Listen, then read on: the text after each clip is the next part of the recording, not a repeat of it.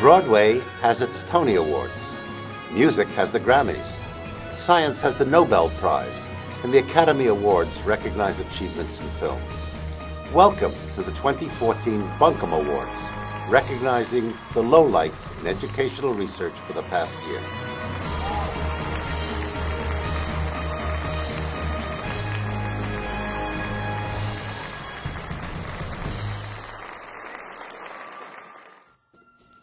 The word bunkum comes from Bunkum County in North Carolina. Bunkum County produced a congressman, Representative Felix Walker, who gained infamy back in 1820 for delivering a particularly meaningless, irrelevant, and seemingly endless speech. Thus, bunkum became a term for long-winded nonsense of the kind often seen in politics and education.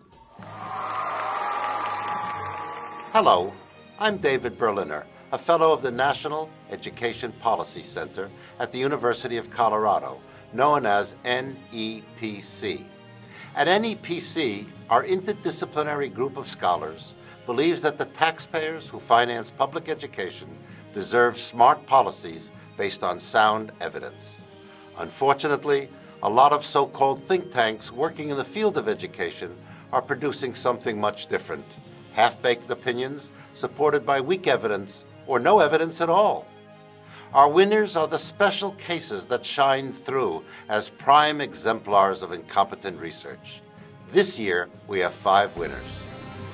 Our first award this year is the class-size Reductio ad Absurdum Award. Our winner is GEMS Education Solutions, a British research organization.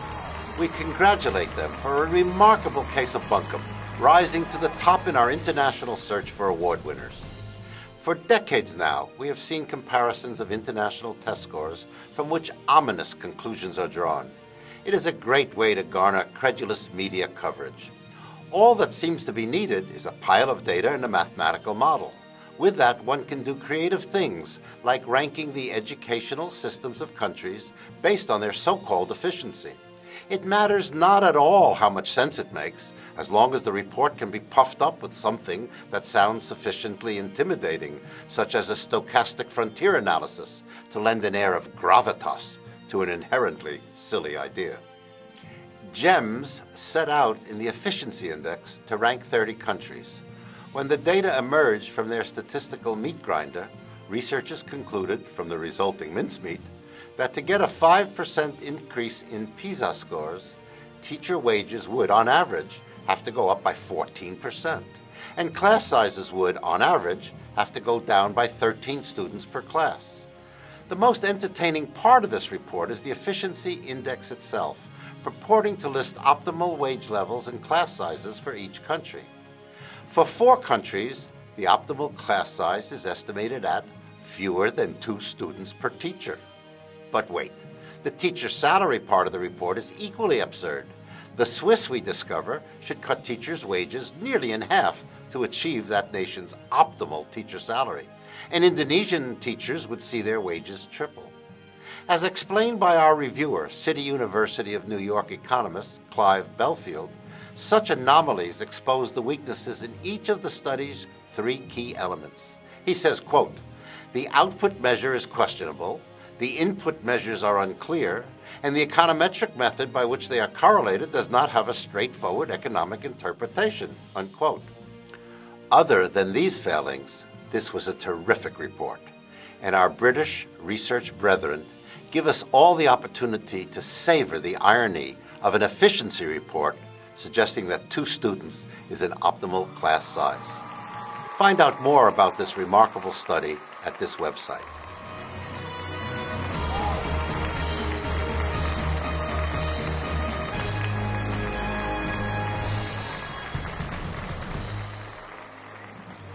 Our second award is the What the World Needs Now is Choice, Sweet Choice Award.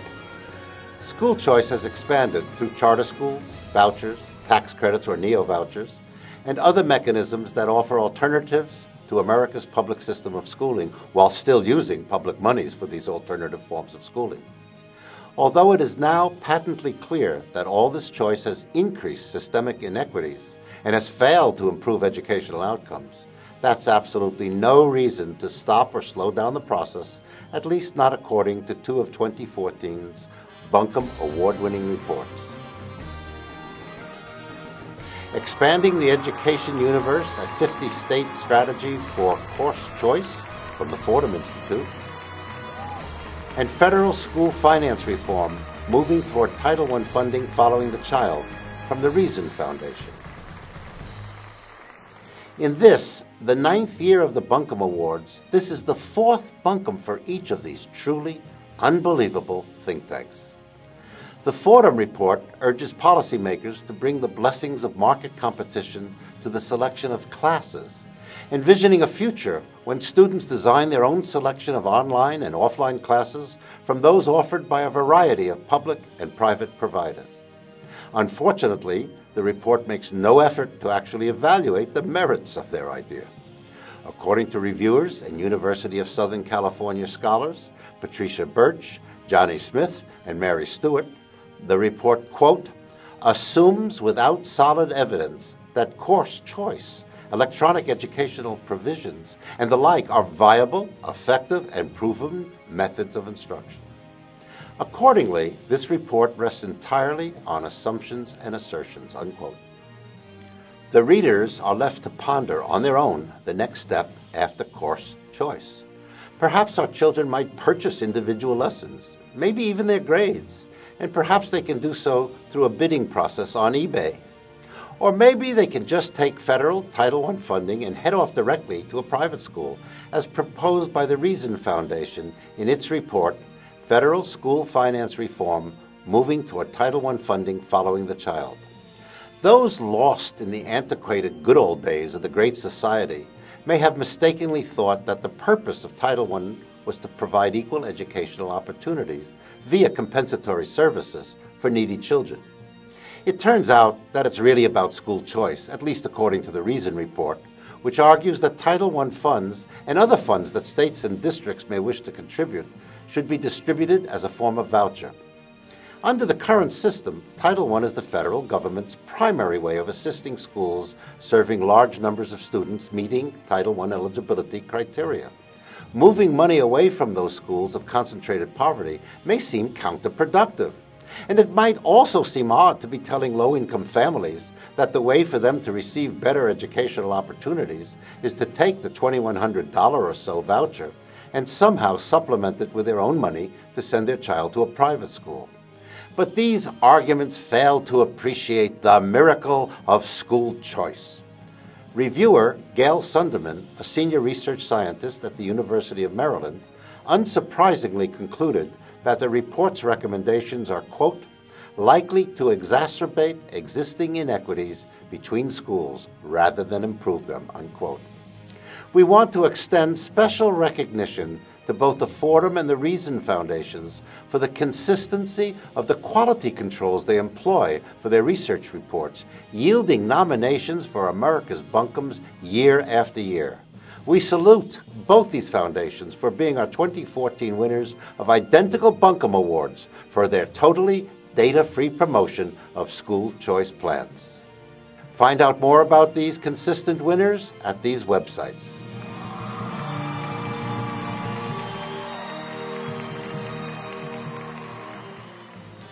Our third award is the Backtracking via Career and Technical Education Award. The United States has a long history of tracking low-income students and students of color into dead-end vocational classes that prepare them for neither college nor a career. Every so often, politicians and policymakers notice this. Then they wring their hands, and then they say, never again. Apparently, each generation of politicians and policymakers is required to pop up with innovative ideas about how to create vocational tracks that produce completely different results than in the past. Continuing this sad cycle, a collection of think tanks and elected officials of both major parties are now promoting the idea that career and technical education, CTE, will prepare America's students for jobs in our new economy, whatever that may be. We encourage the Lexington Institute, located just outside our nation's capital, to accept our Backtracking Bunkum Award on behalf of the many other think tanks and policy wonks across the decades that have discovered and rediscovered this most derivative of ideas. Lexington scholars provide the same old in their 2014 Bunkum Award-winning report. The Lexington report is titled Updating Career and Technical Education for the 21st Century. It offers policymakers advice on how to unleash CTE's potential to meet the needs of employers and employees alike in our rapidly changing economy. But as they do this, they reinforce the harmful mindset that considers career education as somehow different from and in conflict with college preparatory curriculum. The report is built on the old, elitist, and anti-democratic assumption that we should separate academically talented children from those in need of a non-academic alternative. Reviewers Marissa Saunders and Jaime Del Razo, both of the Annenberg Institute for School Reform at Brown University, concluded that the report manages to do something quite unique, both overreach and underreach simultaneously. It uses, quote, a few poorly developed examples to make broad claims about key attributes of successful programs, unquote. But at the same time, it does not capture the potential of high school CTE to make learning more relevant and engaging for both the college-bound and others. By replicating discredited ideas that separate academic and voc ed students, this report reinforces long-standing divisions by social class that funnel students from lower socioeconomic backgrounds disproportionately toward a vocational track, while affording those from higher socioeconomic backgrounds greater access to higher education and the likelihood of higher incomes. So, for keeping CTE from moving forward, and for advice about how to keep the class structure of our nation from changing, we proudly present the Lexington Institute with a 2014 Bunkum Award. Find out more about these backtracking winners at this website.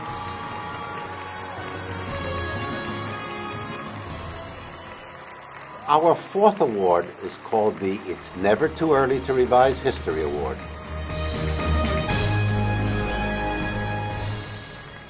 Michael Bloomberg hadn't yet left New York's City Hall before a series of publications were released that put a rosy gloss on his administration's educational record.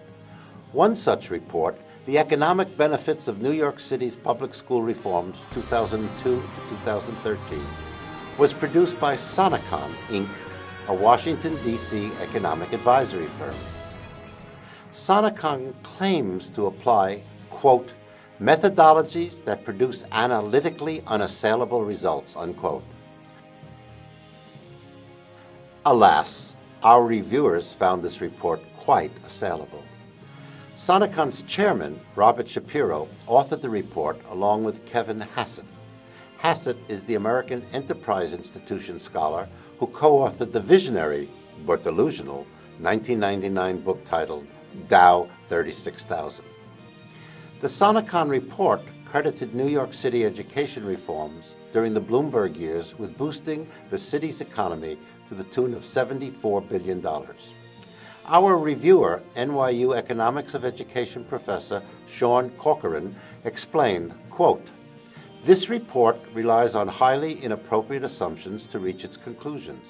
Specifically, it attributes all gains in high school completion and college enrollment to the reforms, applies national statistics on earnings and college completion to even the most marginal graduate in New York City, and extrapolates from cross-sectional associations between graduation rates and home prices a causal effect stemming from the higher graduation rates, unquote. When breaking down the report's math, Corcoran found that the author's estimated impact of the Bloomberg-era reforms on property values is equivalent to 2/3 of the entire increase in residential property values between 2007 and 2013. That, of course, would be a terrific effect of a school reform program, were it anything but make-believe. Corcoran also reminds us that the Bloomberg-era reforms were preceded by a landmark court ruling which helped drive a large increase in state resources for the city's schools. Yet that fact is not mentioned in the Sonacon report. Corcoran concludes that the back-of-the-envelope estimates made in the Sonekan report are, quote, pure fantasy. So, we salute Sonekan with a 2014 Bunkum Award for its work in revising, reshaping, and ultimately deforming New York City's educational history. Find out more about the assailability of this report at this website.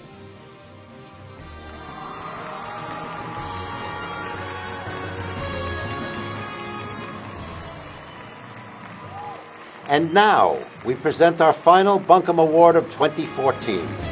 We call it the Fractured Fraction Award.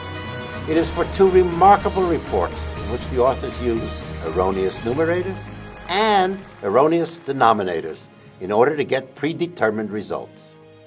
Our grand prize winner for these achievements is the University of Arkansas Department of Education Reform.